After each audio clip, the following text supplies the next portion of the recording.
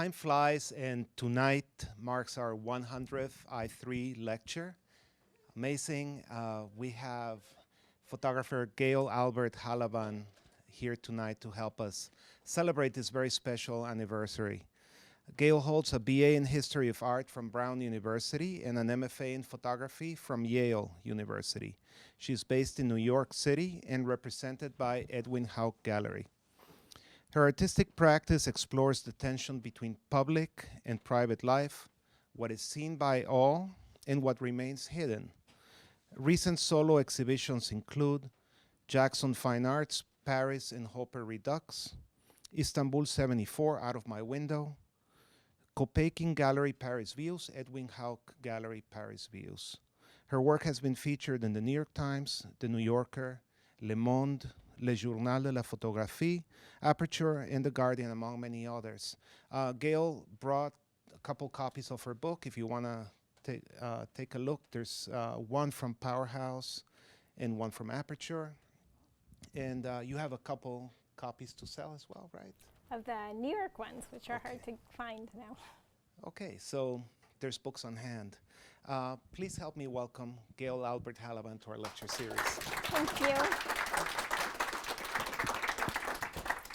Thank you so much for having me. I'm very excited. I live in the neighborhood, and my work is a lot about neighbors meeting neighbors, so I feel like meeting you face to face is especially great. So tonight is sort of a big deal for me because I'm showing you some work that nobody's ever seen before, and I'm showing you in a way that nobody's ever seen. So I hope you're as excited about it as I am. Though I'm going to start with some background. I promise it's not going to be a family slideshow. But this is me with my first camera. I've been a photographer since I was 6 years old, and I have always loved photography. And I've loved photography because it's a way to access the world and meet people that you wouldn't necessarily have without a camera. You get licensed to go into places. And I learned that when I was very young. When I was young and a photographer, I would take the pictures. I'd work in my darkroom. I had a darkroom since I was 6 years old when I made a pinhole camera for my science fair. And I'd make physical prints, and I'd bring them to my friends and my neighbors. And people took a long time to look at these pictures. There weren't billions of pictures on the phone like today. My friend got a new dog and was showing me her phone with 27 pictures of her dog. Instead, I would take a picture of my neighbor's dog. I did that a lot when I was a kid. And I'd show it to somebody, and we'd spend a long time looking at pictures. Now when I look at pictures, it's really different. This is how I usually look at pictures. These are my friends' Instagram feeds, and I love that yummy picture from Georgetown Cupcakes and the cute dog and the pretty clouds. And I feel like photography for a while to me was becoming a lot about the adjectives, like cute, pretty, funny, and I was getting a little sick looking at those kind of pictures. So I asked myself what I could do as a photographer that was different than the 2 billion other people with cameras. And this is a photograph I took looking into my neighbor's backyard when I lived in Los Angeles. And it was reflective of the style of work I did at the time, which was real people in their real environments, and then I sort of heightened the documentary style of it. So they were staged photographs, but they looked real. It doesn't seem obvious to me right now why any of us need to be photographers anymore. There's so many photographers, and we're all looking at pictures on these tiny screens. I really had to think for a while, like what could I do that was different? And this picture was a turning point for me, where I realized that the art of connecting face to face had been slipping away. And as a photographer, I wondered if I could use my art to reclaim that physical connection. After living in Los Angeles, I moved back to New York City, and I had kids. This is a picture into my apartment from the flower shop across the street. And what happened to me, I moved back here in 2004, and in 2005, my daughter turned 1, and the flower shop across the street sent me balloons and flowers. I had not met them yet. They just sent them over with a note saying, "It's been nice watching your daughter grow up. Congratulations on her birthday." It really, at first, totally creeped me out. I was like, who are these people? They've been watching me through the window. But it changed my perception of the potential of photography forever. I just wanted to zoom in a little bit so you can see I photograph from across the street. I always have permission from the people I'm photographing, and I use a normal lens, never zoom. So this is a zoom in of the picture, but my pictures themselves are not zoomed. So you can see into my apartment from across the street. When they looked at us through the window, this is actually through my best friend's window who lives up the street, they imagined our lives. And their imagination was their tool for compassion and inspired them to reach out to us. And I realized that was what art really could do. It is a tool for compassion. This launched me into my decade-long project, Out My Window, and it's 2016, so now 11-year project, Out My Window, where I travel the world, and with full participant collaboration, I make pictures of what people see when they look into their neighbors' windows. I invite two neighbors to meet, connect, and collaborate to allow for the creation of the photograph. By full participation, I mean that for each picture, every person in the picture has agreed to be photographed. I found the facing neighbors by either simply leaving notes for people, writing letters, or using Facebook or Instagram to spread the word about the project. And it inspires neighbors often to find each other for me and then contact me to be part of the project. When I'm photographing, we are all communicating simultaneously with video chat, cell phones, or walkie-talkies. Each person in the photograph is in an apartment that I have lit, and I'm directing every person. Each window frame becomes an individual narrative within the larger narrative. So for example, in this picture here, these neighbors are all hearing me talk to each other. They haven't necessarily met each other yet because they're on top of each other. So the person who's met them is the person who I'm shooting from. So it's a really fun thing that happens where one neighbor goes to tell the other neighbors, and that neighbor's met everyone, and it's not until the night of the shoot that everybody gets a chance to meet. Though I rarely post my work on social media, I don't think the project on such a large scale could have happened before the existence of social media. I did the project in New York. It took me 5 years. And I just asked friends if they saw their neighbors, could we go write a letter, leave a note, try to find the neighbors? And it was a very slow process. In the past few years, it's completely accelerated because of Facebook and Instagram. The way I choose to direct the people in the pictures is driven by the conversations I have with the neighbors. What do the neighbors see when they look across their windows? The answers to that drive the narratives in the photographs. This is one of my favorite pairings. This is the first picture is the cover of my New York City book, Out My Window. And when I photographed these two buildings, which are 1441 3rd Avenue and 1438 3rd Avenue, I realized the relationship across the window spaces can be incredibly powerful and comforting. Here were many people who could see clearly and constantly into one another's private spaces. You can see that the occupants in this building are mainly elderly. So again, I'm just zooming in on one picture. And this one is young families. The elderly occupants told me that they got great comfort from watching the children in this building grow up. So they had never met them, but their children were far away. So they loved to sort of mark the milestones with the kids across the way and compare them to the milestones of their grandchildren. I began to discover other intimate relationships between neighbors. In these two paired photographs, the neighbor here, Anita, looks into her neighbor here, Lou. She takes care of her blind neighbor next door. Though they weren't close friends, Anita had promised Lou's wife on her deathbed that she would keep an eye on Lou. Each morning, she checks on Lou to make sure that he's up and about and awake and his shades are open. And the window became her way of communicating with him. After photographing in New York for several years, the night before Hurricane Sandy, I went to Paris for a commission by Le Monde, the newspaper, to continue this project there. While I was away, my husband, who took this photograph, was home with our young son. And our home became a focal point for many of our neighbors. I lived just up on 7th Avenue, and most of the neighborhood was without power. We had power. For some strange reason, our block had power. And people, our friends, would be walking in the neighborhood, and they'd see that we had power, and they'd just knock on our door and come over and charge their phones or take showers or get a hot cup of coffee. And I realized how crucial it was in an emergency like that to know your neighbors.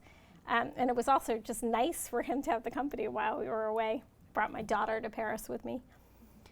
Every day, we see our neighbors. We're usually a few feet away from each other, just separated by a pane of glass, but we rarely take the opportunity to meet. By asking neighbors to interact, I seek not only to create beautiful pictures of what we see when we look across the way, but also to inspire new face-to-face relationships. With the launch of my second book, which was called Vis-a-Vis in France and then was published by Aperture here, called Paris Views, the work became very popular, with hundreds of thousands of people seeing the work online. As thrilled as I was with the popularity, I realized that the work doesn't fully work online or even on a screen, so I invite you all to the gallery, and please do come see the work in person. Instagram photographs are adjectives, and mine, I feel like, are short stories. For the full effect of the work, you must see it in person. The experience is immersive. The pictures are large-scale pigment prints about 50 by 60 inches. Being in the presence of the pictures gives you the sense of being in front of the window.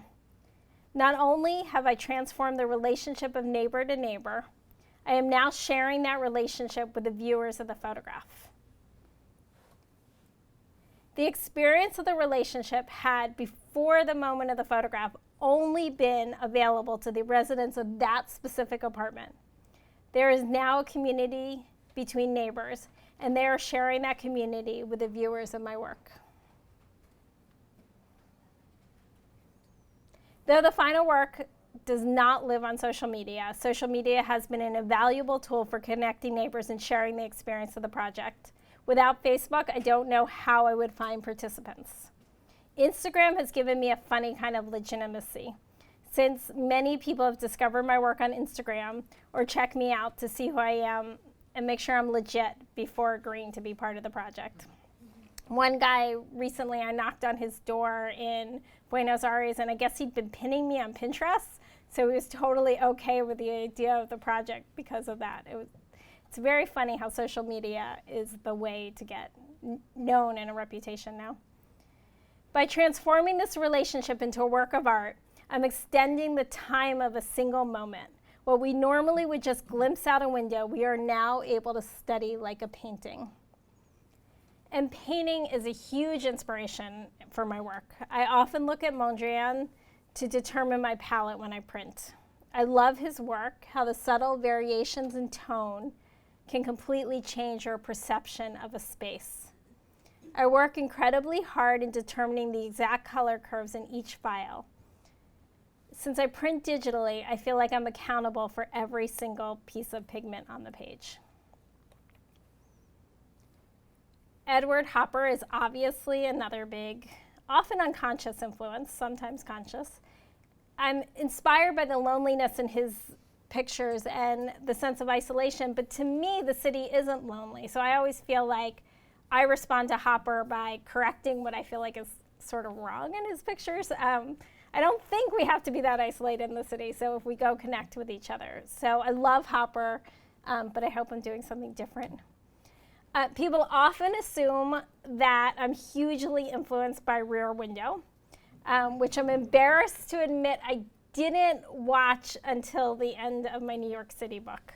I had never seen it. And the reason I hadn't watched is that everybody kept saying, oh, you're like Alfred Hitchcock. You're trying to redo Rear Window. And I wanted to make sure I discovered what I was discovering on my own without imitating somebody else. So though he's not a direct influence, I do think Hitchcock has permeated the collective consciousness of any New Yorker who looks out the window. When you think of looking out a window, you think of Hitchcock and what he taught us about the implications of looking. He made us aware of our limited perspective as voyeurs. Though we often catch ourselves still making up complicated stories of what is happening across the way, we really don't know the whole truth of it. The context that influenced Hitchcock, the social strife caused by McCarthyism, and the disconnectedness of urban life seems similar in the context which I'm working. But like Hitchcock, my pursuit is more aesthetic than political. Though I'm interested in the blurry relationship between seeing and knowing, sometimes the actual story in the photograph is really fun or interesting to know. In this case, this woman is kissing her niece hello, who's just come to visit, because they're going to celebrate tonight. You can see the apartment's a little bit of a wreck, but this woman has just been awarded the apartment after a multi-year divorce battle with her husband, and she's about to start renovating it. So we were celebrating. This is the same apartment with this very odd neighbor upstairs who they had never met and did not want to meet after, even though I met both of them to do the photograph, they decided they didn't want to meet each other. They liked the separation. And these women are unpacking and settling in after the court case. I felt like it was a really special thing to be able to celebrate this nice night with these total strangers and be part of this moment. And one of the girls, the girl on the right, ended up coming to my opening and seeing the work in person. She loved so much being part of it. What I find exciting about the relationships neighbors have through windows, even when you don't know the drama, you want to make up stories. Living across from neighbors for years, we're always making up stories. Does anyone else do that here? Yeah. The stories begin with facts, but are greatly embellished by our imaginations. For every window I photograph, I write the stories that I imagine of the neighbors' lives. So the stories are filled with some things that are very familiar in the pictures and some things that are very strange. I try to figure out who they are and what they hope and dream about. There are many possible narratives, and now I'm going to share with you, this part's brand new, nobody's heard these before, some stories I wrote about the pictures. And these are what I imagine influenced by what the residents of the apartment imagine. And they're not meant to be the final narrative, but I hope they inspire you to look at the pictures differently. She is sitting by the window. The sky is ashen. Though I cannot see her eyes, I know she is focused on her breath. Naked, on her blood-red bedding, she is vulnerable. She rises, exhausted with somber expression. She is lonely. I can see through her window how the world moves around her while she grows. She is an early riser by nature, a runner, but she stopped a few months ago. I have a feeling it will be a boy. I want to tell her soon she will long for a taste of this silence, but I know she would not understand yet. So like Jimmy Stewart's character in Rear Window, I like to imagine stories of what neighbors see when they look from window to window. Like the film, there is a blurring of the lines between the truth and the fiction. I believe when we are able to share our imagination with others, it inspires compassion. And nothing else can do that as well. Excuse me, next picture. I gaze out the window for inspiration when the right words seem to escape my grasp and my deadline looms dangerously close. Mostly I see nothing. A dark apartment building spotted with dark windows and silence. At 6 o'clock each evening, I see a light in the apartment below me, and I watch as the mother and the daughter with the butterfly backpack arrive home. I know what to expect, and I look forward to it. a bowl of buttered penne sprinkled with Parmesan, and an apple for dessert. Mother stands over the girl while she eats, supervising each bite, the girl slowly taking breaks to drink from her sippy cup. I cannot see what is in the cup, but I'm sure it's the same each day. Nothing seems to change. It's Valentine's Day, and the apartment's spotless. They've been cooking all day. They arrange a bouquet of flowers and a single candle on the island. They light the candle and the guests arrive, bringing with them traces of the streets, splattering colour on the canvas the men have wiped clean. The silence of preparation is replaced by the harmony of friends. They may not smell flowers, but the night will be a success nonetheless. I'm going to share a couple more with you. Every Christmas she paints her room. And every Christmas she's puzzled by the color she paints with. Such determination. Perhaps on this day she expected a soft spring green would provide her with balance, or maybe she is disappointed by the way the color seems to engulf the objects she has spent countless hours arranging and rearranging yet again.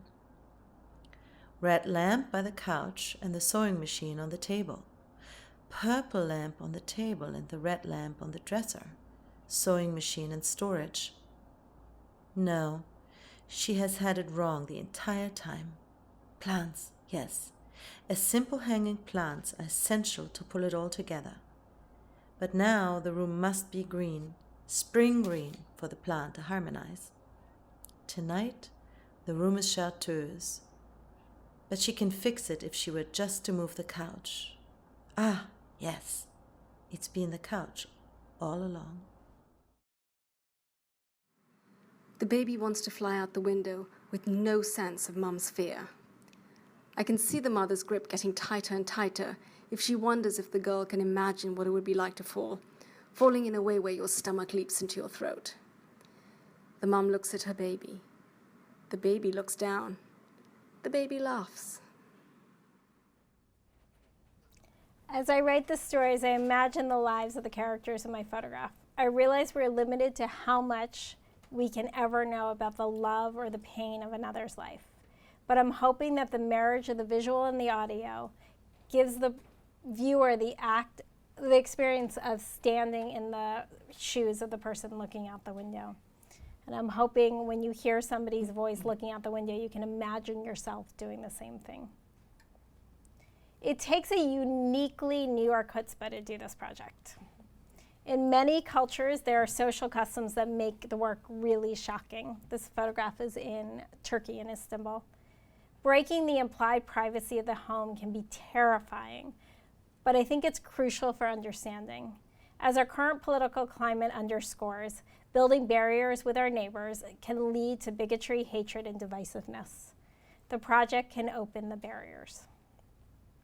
When I brought this project to Istanbul, I was stunned by the fear my photo assistants had in taking part in the project. My Turkish crew was fearful of meeting this family simply because they saw the headscarf on the mother. They assumed we would be harshly turned away.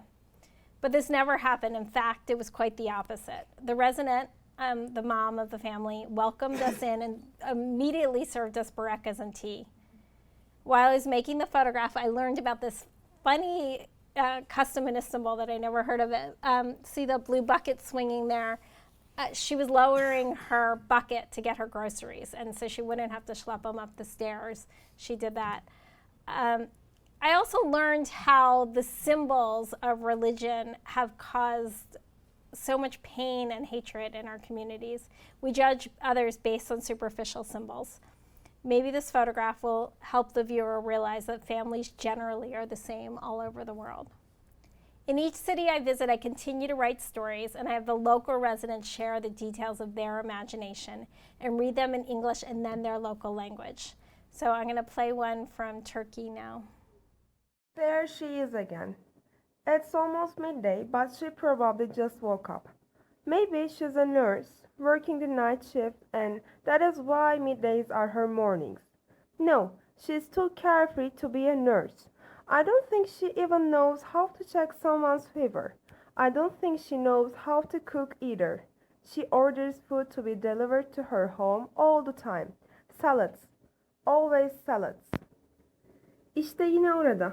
Neredeyse öyle olacak ama o muhtemelen daha yeni uyandı. Belki de gece nöbeti yapan bir hemşiredir. O yüzden öğlenler onun için aslında sabahtır.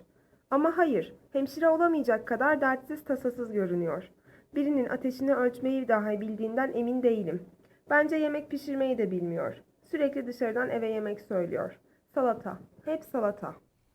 I recently went to Buenos Aires, and the idea of meeting neighbors there seemed particularly scary and risky to the locals. In a city that's suffered under the history of surveillance, the idea of watching your neighbor and admitting it was really a hard sell. In fact, the first night I arrived, I got stood up. Here was the location of my first shoot, which you'll see. There's no one in it, and my friend Kika is explaining what happened here.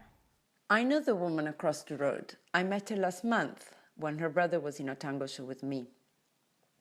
We had planned on meeting up tonight. It's a perfect night to go out, fantastic sunset, gorgeous weather. I was really excited to see her again. We were supposed to meet at 6:30. I didn't see her light on, so I called before going out to meet her. I got her on her cell. She said she was parking and would call me again in a few minutes. At 6:45, I see her light go on, but when I call, no answer. It's now 6:52, and she just closed her shutter. I can hear her phone ring when I call her, but no answer.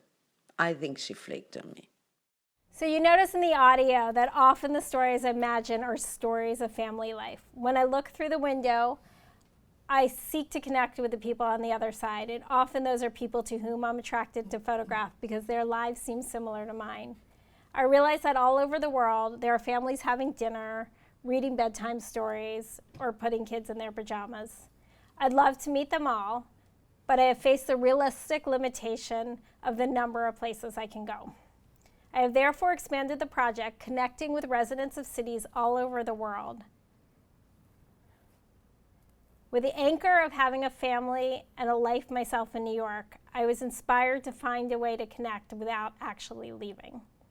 With 2 billion cameras in the world, it seemed possible to scaffold on the connectedness of the globe.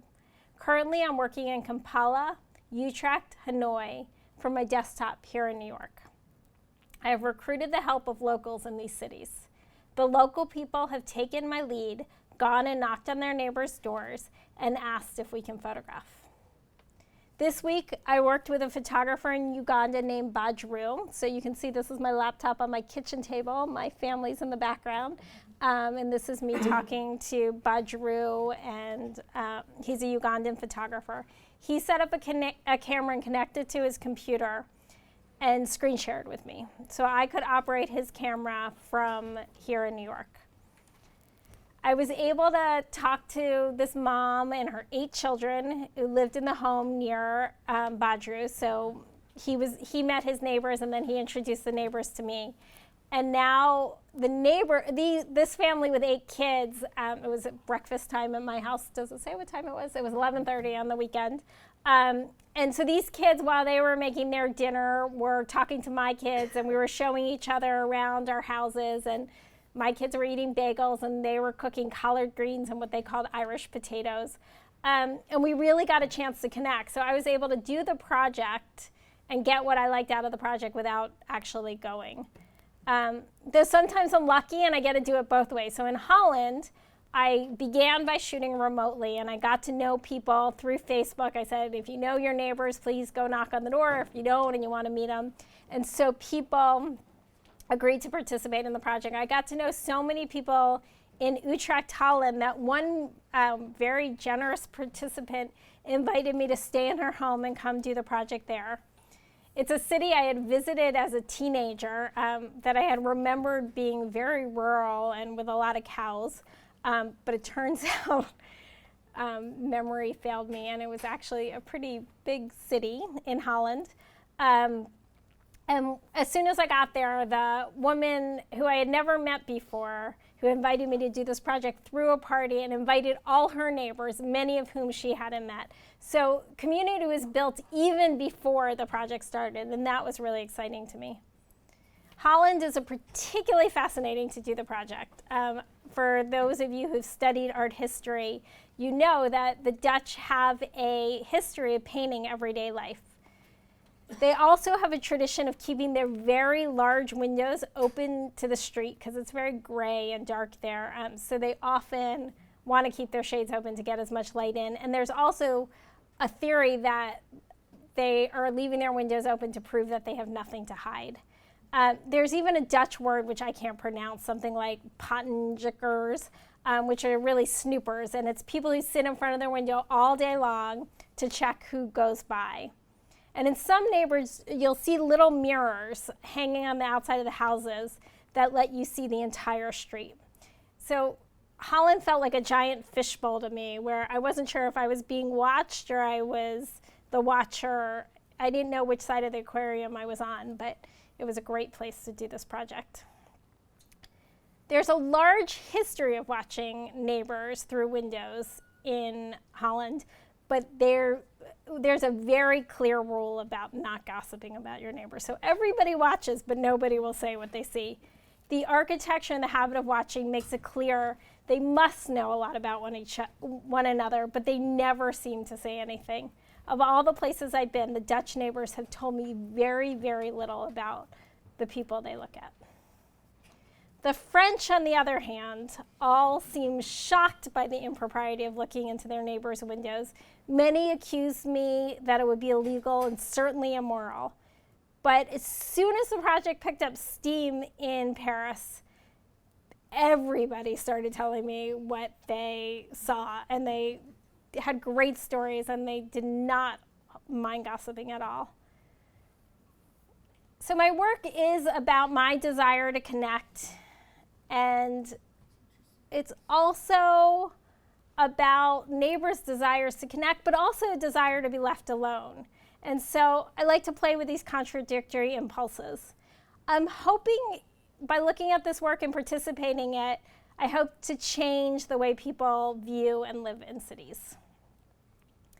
In 2018, the global version of this project, where I will have gone to cities on all the continents that have major cities and have shot remotely, will debut at the George Eastman Museum. For that exhibit, I still am hoping to travel to Rome, Tokyo, Shanghai, or anywhere else I'm invited. And I'm hoping more and more people will write me and say that they see their neighbors' windows, and we'll do the project remotely. So please spread the word to your friends and neighbors. And that's what I brought you to show. Anyone have questions?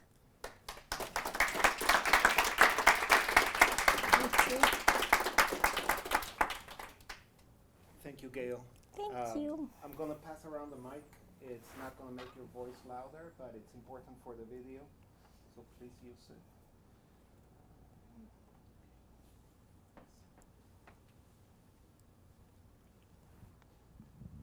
Hi, Gail. Thank you for sharing with us. A question about your lighting. So you light every apartment before you shoot. Are you doing constant or are you using strobe? So I use very cheap constant light sources, sometimes just light bulbs, sometimes total lights, but I do travel, and my rule with traveling is I have to be able to carry everything myself, and as you notice, I'm not the biggest, strongest person, so they're very small constant light sources.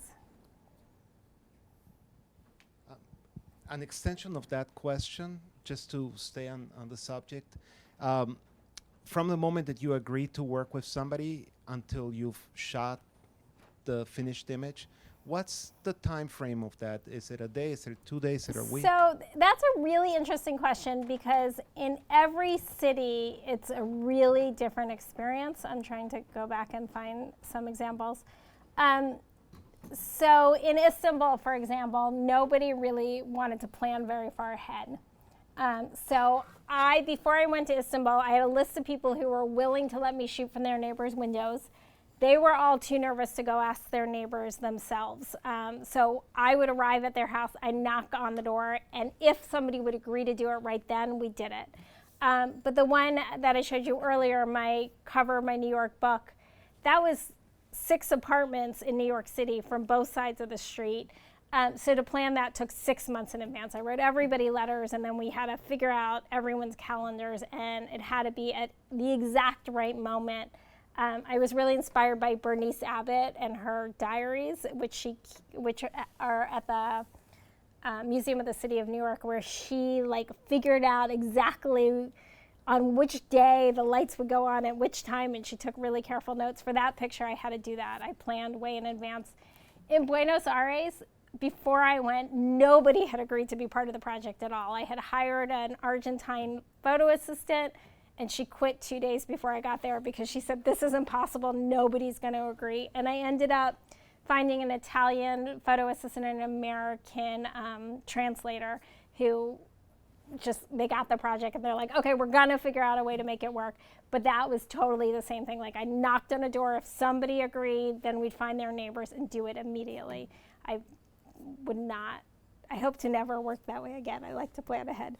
And then in Hanoi, it's been a totally different experience where we've set up the shoot, everything's planned, everyone's agreed, we planned this weeks ago, and then the assistants show up and they realize they brought a film camera instead of a digital camera.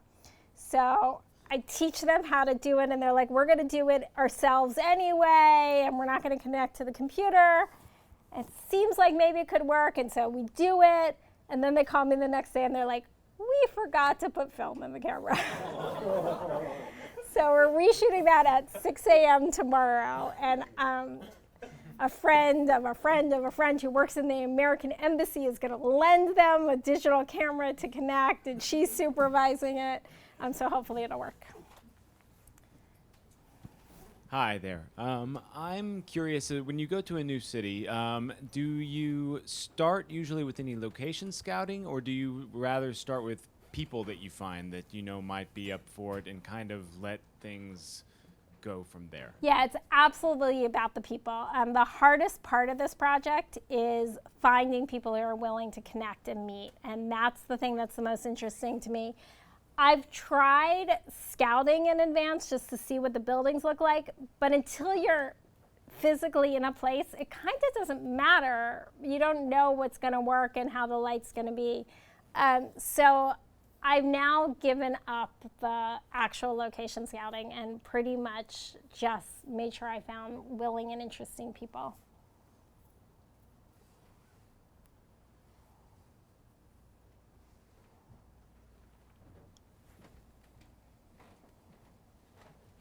Did you collaborate with the subjects on their poses? Oh, absolutely. So when we're talking on Skype or cell phone or walkie-talkie, I'm talking the residents of the apartment that are looking or talking and the people across the way. So the resident of the apartment where I'm shooting from will say, oh, I usually see you getting out of the shower. I usually see you having breakfast. And then we'll start from there as the pose, and then we'll all figure out together what makes sense. Why didn't we see any men in various states of undress like we did women? For a few reasons. One, I think as a woman photographer, I tend to be more, it's a scary thing for me to go knock on somebody's door and ask to do this. So I tend to connect more with the women. I feel less threatened. So for me personally, it's easier. Also, in Buenos Aires and in Turkey, the women were home. I didn't actually end up meeting many men for some reason. But I think the main thing is the work to me, in a way, is inspired by my neighbors looking at me. So I tend to look for people who I identify with in some way. In New York, you see a lot of naked men through the windows. In my neighborhood, I haven't. But maybe I should look out your windows. Did you personally have a favorite city to shoot? And if so, why? So I have now been to Amsterdam, Utrecht, Paris, New York, Buenos Aires, and Istanbul. Istanbul, by far, was the most beautiful place I've ever been. It's terrifying right now to be in Istanbul, and I got nervous walking down the street. I felt like it was a real privilege to get the opportunity to do this project there at a time where people really are nervous of other, but I don't actually want to go back there anytime soon. Buenos Aires, I think, was probably my favorite because people were so shocked by that project. There's a lot of surveillance in the history of the city, and people didn't actually think having a camera look at you was a good idea. But then everybody got into it and loved the project. They were very open. Once they let me in, they were very warm and welcoming. Paris, it's such a beautiful place. I'm actually nervous because my next book is going to be all these different cities, and none are going to be as beautiful as Paris. So that was exciting from a visual point of view. And then New York is home. So every city has a different reason I like it. And I think that's why I keep going is I kind of thought this project was the same thing over and over. And I almost thought it was silly that I was continuing it. So the reason I did Paris was Le Monde invited me to come photograph for 2 weeks.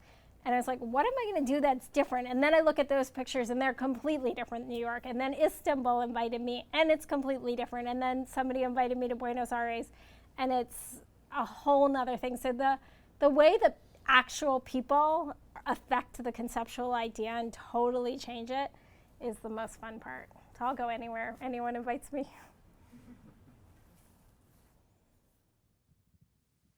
I want to follow up as well on this idea of having the remote collaborations. I mean, and also echo your sentiment if you guys have a chance to check out the actual prints in the gallery. They're magnificent. They're, you know, mural size, beautifully produced, and priced that way as well. So, you know, walking into Edwin Hauck Gallery is impressive in a certain market kind of way. It's a very difficult niche to occupy, and I'm very curious, these remote collaborations and the multimedia, how will that, you know, sort of build on that or challenge that or coexist with that in an exhibition space? I think it's definitely going to have to coexist. So the photographs that I make and I control, I'm a total control freak, and they're pristine and beautiful, and they're completely my aesthetic. The pictures that I'm working with other people, they're definitely reflecting their own personal aesthetic, and they're interesting. Usually the camera quality isn't as good. I shoot with a Phase IQ. It's an 80 megapixel digital back. So I think it's more a way of imagining the world and seeing the world, and I see that more as part of the book and the stories than the actual prints. I think the actual photographic prints that you see in Hauck will actually be just the ones I make myself. Mm-hmm. Do you think the Eastman Show will include The Eastman both Show will have both, which is what I'm really working on right now. And my goal for the Eastman Show, if I can get the grants and funding for it, is to actually leave cameras in each of the cities that I visit and have them mounted so they're out the window of people's windows and schedule time. So when you're visiting that exhibition, you will be able to operate the camera remotely from the exhibit space. So that's the goal. So till 2018 to figure that out.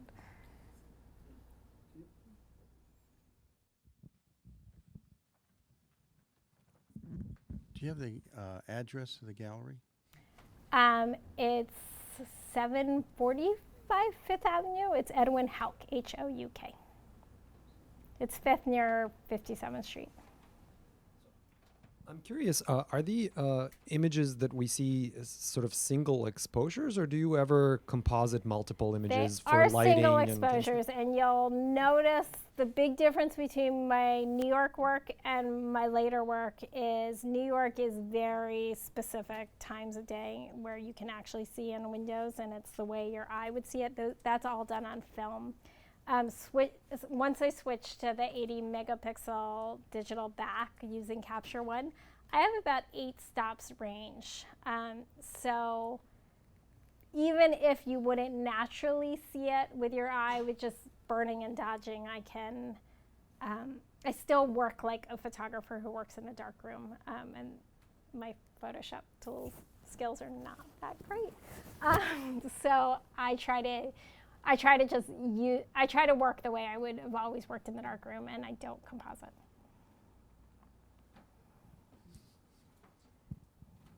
Another question about your influences and inspiration. I mean, you talked about painting and how you admire Hopper, or you have your influences from that direction. But since you're writing stories, who are your literary influences or models? I'm slightly embarrassed by this one because she's a mom at my kid's school, and every morning I see her, and I have never told her this, so I'm hoping she's not watching. But Zadie Smith, I absolutely love. She's my favorite writer. I love Meg Wolitzer because she can summarize a character really quickly. I like Adam Gopnik a lot because he describes a city really well.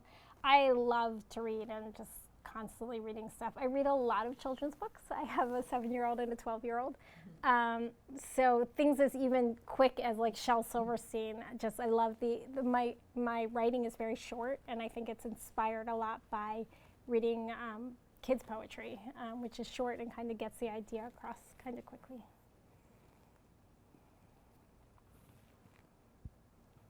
Anybody else?